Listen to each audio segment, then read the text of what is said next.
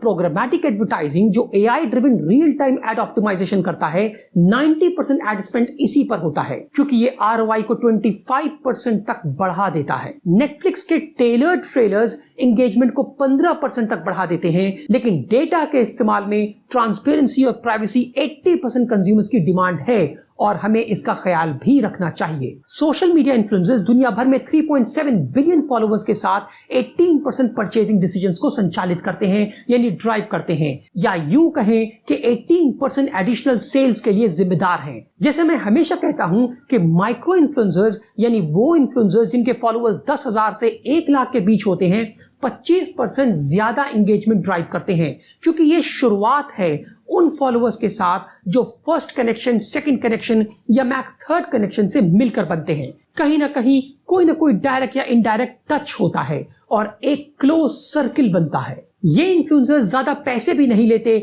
और प्रमोशन भी 2 से 3 बार कर देते हैं। कभी स्टोरीज, रील्स, पोस्ट सब कुछ मिलाकर पोस्ट कर देते हैं। अगर एआई के जरिए कंटेंट को टेलर किया जाए तो कन्वर्जन 18% तक बढ़ जाता है, क्योंकि ये कस्टमर कनेक्शन को और डीप और इंपैक्टफुल कर देता है। इंटीग्रेटेड कैंपेन जो सभी चैनल्स का यूज करें, आरओआई को 12% तक बढ़ा देते हैं, क्योंकि इससे इंपैक्ट और रीच बढ़ जाती है। ऑथेंटिक रिव्यूज कस्टमर ट्रस्ट को 20% तक बढ़ा देते हैं। टिकटॉक की शॉपेबल वीडियोस $50 बिलियन की सेल्स जनरेट करती है और 55% कंज्यूमर्स यूजर जनरेटेड कंटेंट पर कंपनीज एड से ज्यादा भरोसा करते हैं। अब आप समझे कि क्यों इन्फ्लुएंसर मार्केटिंग इतना जरूरी है, कि इन ऐप परचेज सेल्स को 30% तक बढ़ा देते हैं, बशर्ते परचेजिंग जर्नी शॉर्ट और डायरेक्ट हो, यानी बहुत स्टेप्स ना हो और 2 से 3 क्लिक में परचेज पूरा हो जाए। परचेज ड्रिवन कैंपेन जैसे पेटागोनिया, जो एक अमेरिकन आउटडोर क्लोथिंग कंपनी है